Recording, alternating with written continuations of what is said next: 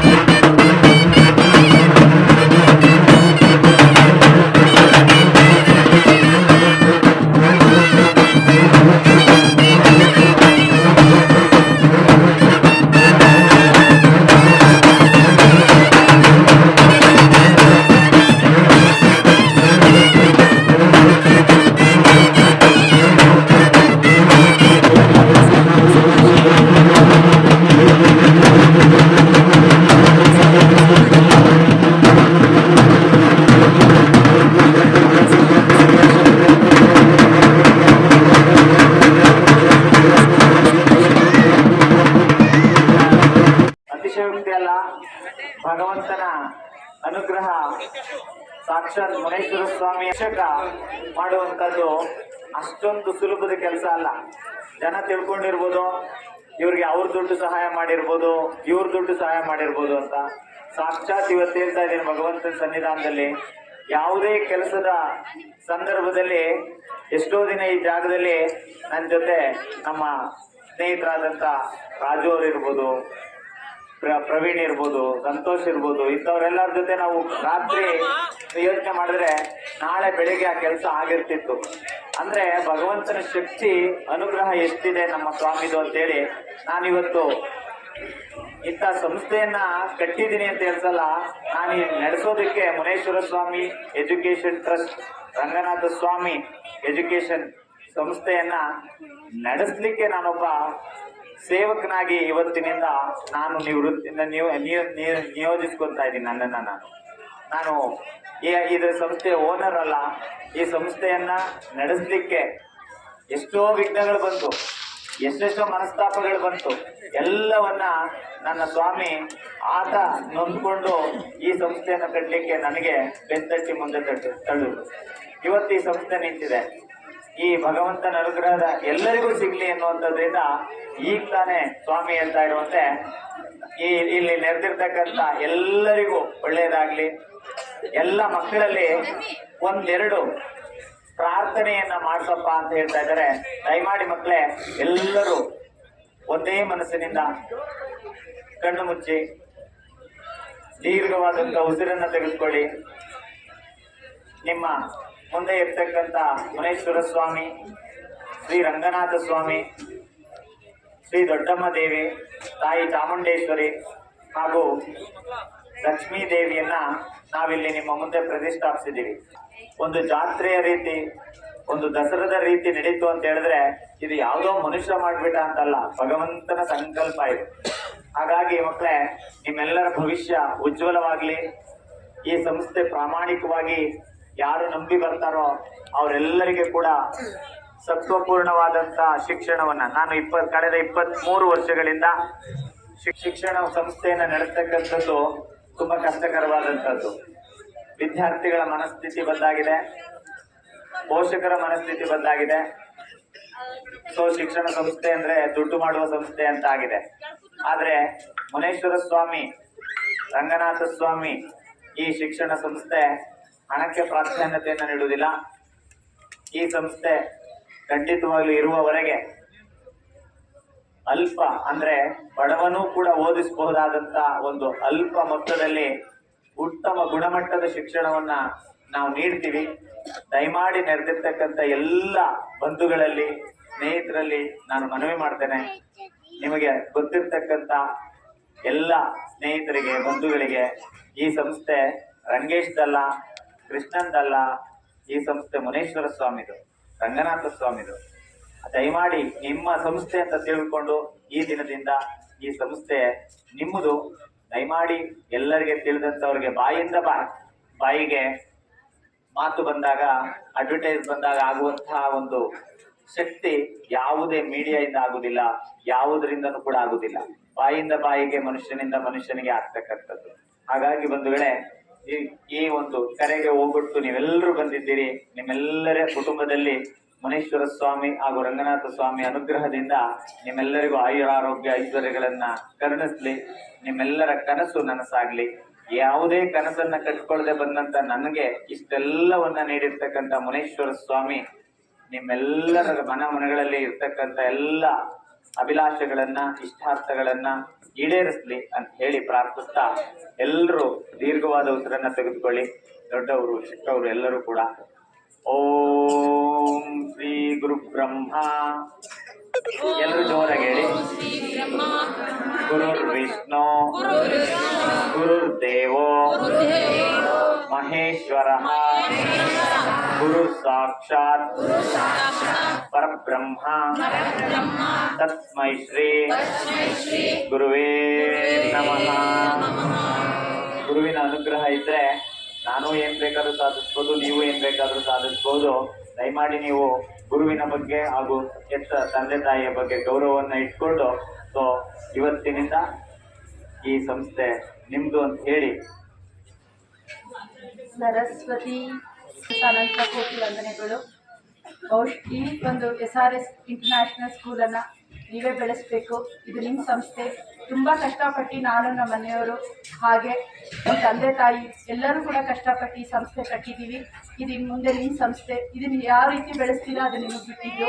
ದಯಮಾಡಿ ಎಲ್ಲರೂ ಕೂಡ ನಿಮಗೆ ಗೊತ್ತಿರುವಂಥ ನಿಮ್ಮ ಬಂಧು ಮಿತ್ರರಿಗೆ ಈ ಒಂದು ಸಂಸ್ಥೆ ಬಗ್ಗೆ ತಿಳಿಸಿ ಇದಕ್ಕೆ ಹೆಚ್ಚು ಹೆಚ್ಚು ಅಡ್ಮಿಷನನ್ನು ಕೊಡಿ ಅಂತ ನಿಮ್ಮಲ್ಲಿ ಕಳಕಳಿಯಾಗಿ ವಿನಂತಿಸ್ತೀನಿ.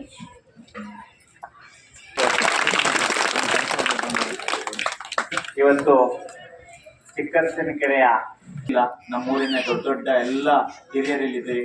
ಏನಾದರೂ ತಿಳಿದೆ ತಪ್ಪು ಮಾಡಿದರೆ ದಯವಿಟ್ಟು ಕ್ಷಮಿಸಬೇಕು ಅಂತ ಹೇಳಿ ನಾನು ಕೇಳ್ಕೊಡ್ತೀನಿ. ಅದೇ ರೀತಿ ಬೆಳ್ಳೂರಿನ ಲಕ್ಷ್ಮೀ ದೇವಿಯನ್ನ ಕರೆತಂದಿದ್ದೀವಿ. ಆ ಶ್ರೀಧರಾಚಾರ್ಯರು ಬಹಳ ವಿದ್ವತ್ತನ್ನ ಪಡೆದಿರ್ತಕ್ಕಂಥವ್ರು. ನಾವೇನಾದ್ರೂ ತಿಳಿದೆ ನಮ್ಮಿಂದ ಲೋಪವಾಗಿದ್ರೆ ತಪ್ಪಾಗಿದ್ರೆ ದಯಮಾಡಿ ಕ್ಷಮಿಸಬೇಕು. ಹಾಗೆಯೇ ರಂಗನಾಥ ಸ್ವಾಮಿ ನಮ್ಮ ಮನೆ ದೇವರು.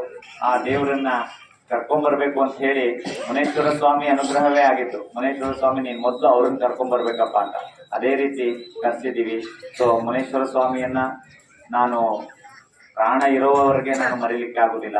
ಸ್ವಲ್ಪ ಮಧ್ಯಾಹ್ನ ಆಗಿರ್ಬೋದು, ಯಾವುದೇ ವಿಚಾರದಲ್ಲಿ ಮುನೇಶ್ವರ ಸ್ವಾಮಿಗಾಗಿರ್ಬೋದು, ಚಾಮುಂಡೇಶ್ವರಿಗಾಗಿರ್ಬೋದು, ಎಲ್ಲಾ ಕೆಲಸಗಳನ್ನೂ ಕೂಡ ನಾವು ನೋಡ್ಕೊಳ್ಳುವಾಗ ಯಾವುದಾದ್ರೂ ಒಂದು ರೀತಿಯಲ್ಲಿ ಮನಸ್ಸಿಗೆ ಬೇಸರವಾಗಿದ್ರೆ ಅನ್ಯತಾ ಭಾವಿಸಬಾರ್ದು. ದಯಮಾಡಿ ಕ್ಷಮಿಸಿ ನನ್ನ ಜೀವನವನ್ನು ಸಾರ್ಥಕ ಮಾಡಿಕೊಟ್ಟಿರೋದಕ್ಕೆ ಧನ್ಯವಾದಗಳನ್ನು ಹೇಳ್ತಾ ದಯಮಾಡಿ ಈಗ ಬಸವಪ್ಪನನ್ನ ಬರಮಾಡ್ಕೊಳ್ಳೋಣ. ಎಲ್ಲರೂ ಕೂಡ ಈ ಪ್ರಾರ್ಥನೆ ಮುಗಿದ ನಂತರ ಭೋಜನವನ್ನು ಸ್ವೀಕರಿಸಬೇಕು. ಸೊ ಭೋಜನವನ್ನು ಸ್ವೀಕರಿಸಿ ನಾಳೆ ಬೆಳಿಗ್ಗೆ ಎಲ್ಲ ದೇವಾನುದೇವತೆಗಳನ್ನ ಶಾಸ್ತ್ರೋಕ್ತವಾಗಿ ಕಳಿಸ್ಕೊಡೋಣ. ಅಲ್ಲಿವರೆಗೆ ಎಲ್ಲರೂ ಇಲ್ಲಿರ್ಬೇಕು ದಯಮಾಡಿ. ಲೈನ್